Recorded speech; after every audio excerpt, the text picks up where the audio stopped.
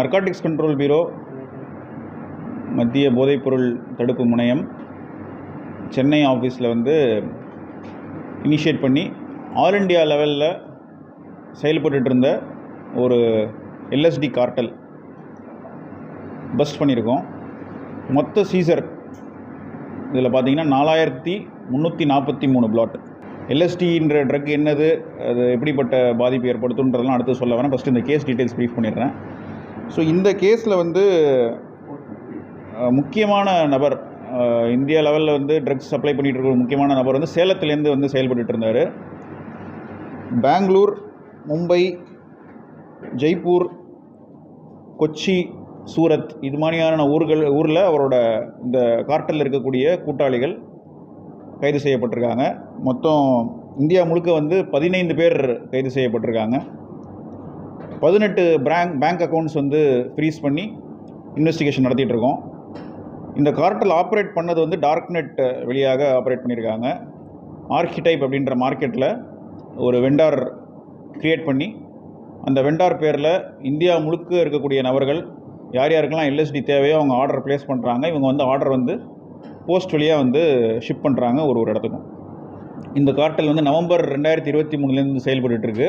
அது பற்றி தகவல் தெரிந்ததும் அதை பற்றி மற்ற இன்ஃபர்மேஷன் கேதர் பண்ணி மற்ற மெயின் வெண்டார் எங்கே இருக்காங்க, மற்ற வெண்டார்ஸ்லாம் எங்கே இருக்காங்கன்றதை ஐடென்டிஃபை பண்ணி நாங்கள் வந்து இந்த கேஸை பண்ணியிருக்கோம். இந்த ஆப்ரேஷன் வந்து கிட்டத்தட்ட 1.5 மாதமாக நடந்துகிட்ருக்கு.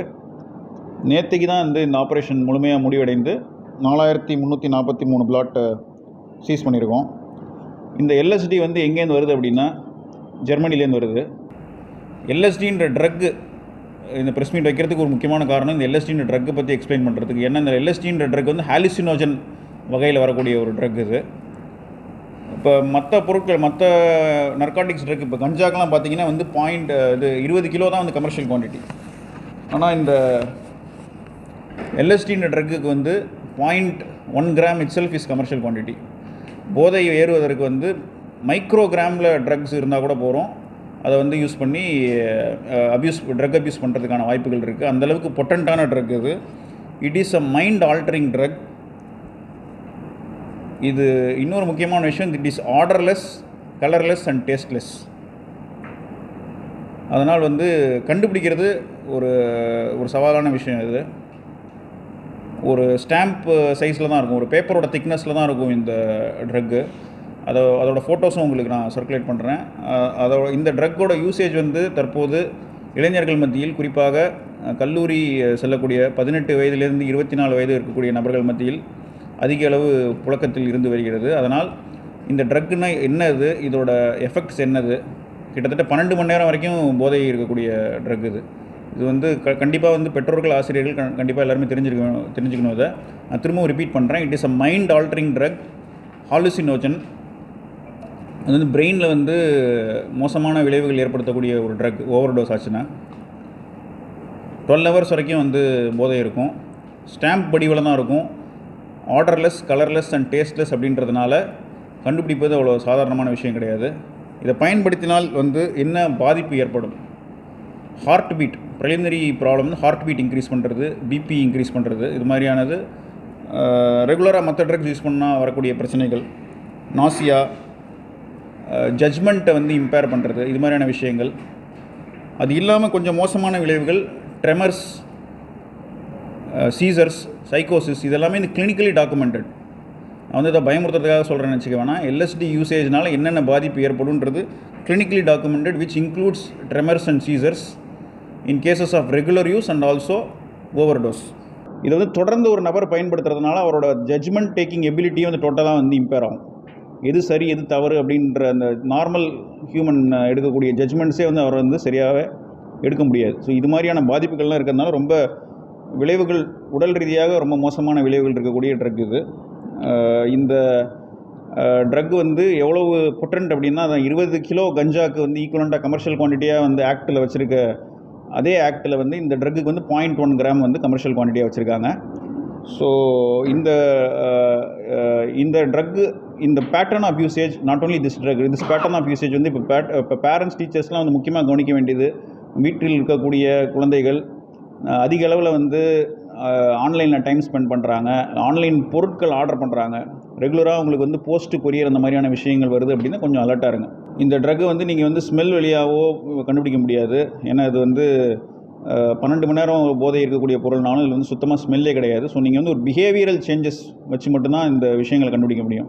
அதில் ஒரு முக்கியமான ஒரு பிஹேவியரல் சேஞ்ச் வந்து அதிக நேரம் ஆன்லைனில் வந்து டைம் ஸ்பெண்ட் பண்ணுறது, ஆன்லைனில் பொருட்கள் ஆர்டர் செய்கிறது, ரெகுலராக கொரியர் போஸ்ட் வர்றது, இது மாதிரியான விஷயங்கள் மூலமாக உங்கள் வீட்டில் இருக்கக்கூடிய நபர்கள் இதை பயன்படுத்துகிறாங்களா இல்லையான்றதை கண்டுபிடிக்க முடியும். இந்த ப்ரெஸ் நோட்லேயே நாங்கள் வந்து கொடுத்துருக்கோம் என்னென்ன மாதிரியான பேக்ரவுண்டில் இருக்கக்கூடிய நபர்கள் வந்து இதில் நாங்கள் அரெஸ்ட் பண்ணியிருக்கோம் அப்படின்னு சொல்லிட்டு.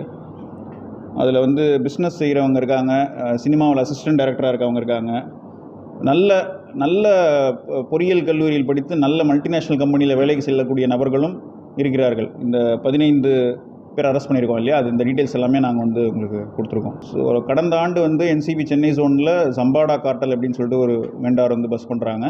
அதுக்கு அடுத்து மிகப்பெரிய வெண்டார் பஸ்ட் வந்து இப்போதைக்கு தமிழ்நாட்டில் என்சிபி சென்னை ஜோன் பண்ணியிருக்கோம். நாங்கள் ஸ்ட்ரீட் பெட்லிங்கில் பார்த்தீங்கன்னா ஒரு ஏரியா இருக்கும், அதில் வந்து ஒரு பெட்லர் இருப்பார். அந்த மாதிரியான ஒரு விஷயம் வந்து டார்க் நெட் தேவையில்லை. யார் வந்து சராசரியாக வந்து இன்டர்நெட் வந்து நார்மலாக யூஸ் பண்ண தெரிஞ்சிருக்க நபர், நம்ம கிட்ட இருக்க ஒரு ஸ்மார்ட் ஃபோன், ஒரு 10,000 ரூபா விலை இருக்கக்கூடிய ஸ்மார்ட் ஃபோன் யூஸ் பண்ணுற நபர்கள் யார் வேணால் வந்து டார்க் நெட் ஆக்சஸ் பண்ண முடியும்.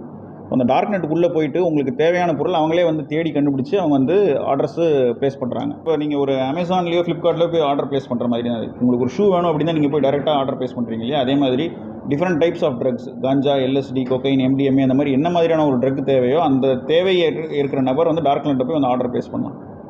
ப்ளேஸ் பண்ணி அவருக்கு வந்து அப்ராட்லேருந்தோ இந்தியாவிலேருந்தோ அந்த ட்ரக்ஸ் வந்து சப்ளை ஆகும். கிரிப்டோ கரன்சி யூஸ் பண்ணி தான் ட்ரேட் பண்ணுறாங்க. ஆமாம், மொனேரோன்ற கிரிப்டோ கரன்சி யூஸ் பண்ணி தான் ட்ரேட் பண்ணுறாங்க. இந்த பர்டிகுலர் கேஸில் வந்து இந்த drug is sourced from Germany. ஜெர்மனியில் இருக்கக்கூடிய அஃபீஷியல்ஸ் கூடயும் நாங்கள் கம்யூனிகேட் பண்ணி ஃபர்தராக இதில் இன்வெஸ்டிகேஷன் எப்படி பண்ணுறன்றதை கொண்டு போவோம். இது எப்படி வருதுன்னு பார்த்தீங்கன்னா, it is coming through courier.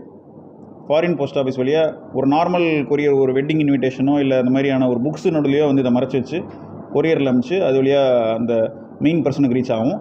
அதுக்கப்புறம் அதை குட்டி குட்டி குவான்டிட்டியாக பிரித்து இந்தியாவில் பல்வேறு இடங்களுக்கு வந்து அதை உற்பத்தி செய்கிறாங்க, அனுப்பி விட்றாங்க. அது எல்லா பார்சல்ஸையும் வந்து அவ்வளோ மைன்யூட்டாக வந்து அப்சர்வ் பண்ணி அவங்களால கண்டுபிடிக்கிறது அவ்வளோ பாசிபிலிட்டி கிடையாது. லோக்கல் போலீஸ் லெவல்லையும் வந்து சிந்தட்டிக் ட்ரக்ஸ் நிறையா வந்து அவங்க கேப்சர் பண்ணியிருக்காங்க. எல்எஸ்டி, எம்டிஎம்ஏ, கொக்கைன்லாம் கூட பண்ணியிருக்காங்க. பட் ஜென்ரலி வந்து காலேஜஸ் அதிகமாக இருக்கக்கூடிய ஹாஸ்டல்ஸ், குறிப்பாக ஹாஸ்டல்ஸ் இருக்கக்கூடிய காலேஜஸ் வந்து இருக்கக்கூடிய ஜூரிஸ்டிக்ஷன் போலீஸ் ஆஃபீஸர்ஸுக்கு ரெகுலராக ட்ரைனிங் கொடுத்துட்ருக்கோம். என்ன மாதிரியான பேட்டர்ன் யூஸ் பண்ணி இந்த காலேஜ் ஸ்டூடெண்ட்ஸ் வந்து இது ட்ரக்ஸ் வாங்குறாங்க அப்படின்றத வச்சு அந்த பேட்டர்ன் யூஸ் பண்ணி இந்த ரெட் ஃப்ளாக் இண்டிகேட்டர்ஸ் வச்சு நம்ம அரெஸ்ட் பண்ணுறது சம்மந்தமாக நாங்கள் உங்களுக்கு ட்ரைனிங் கொடுத்துருக்கோம். இந்த ட்ரக்ஸோட வேல்யூ ஒரு 1 கோடி அளவு இருக்கும். ஸ்ட்ரீட் வேல்யூ வந்து 1 கோடி கிட்ட இருக்கும். இந்த ஆப்ரேஷன் வந்து கிட்டத்தட்ட 1.5 மாதத்துக்கு மேலே நடந்துகிட்டு இருக்குது. ஸோ ஆரம்பத்துலேருந்து இறுதி வரைக்கும் நாங்கள் வந்து இமீடியட்டாக ப்ரெஸ்ஸுக்கு வராத காரணமும் அதுதான். ஒரு எந்த லூப் ஹோலும் இருக்கக்கூடாது, முக்கியமான நபர் யாரும் வந்து விடுபட்டுறக்கூடாது, எஸ்கேப் ஆகிடக்கூடாதுன்றதுக்காக முழுமையாக முடித்து இந்தியா அளவில் வந்து இது சம்மந்தப்பட்ட எல்லாருமே நாங்கள் கைது பண்ணிட்டோம்.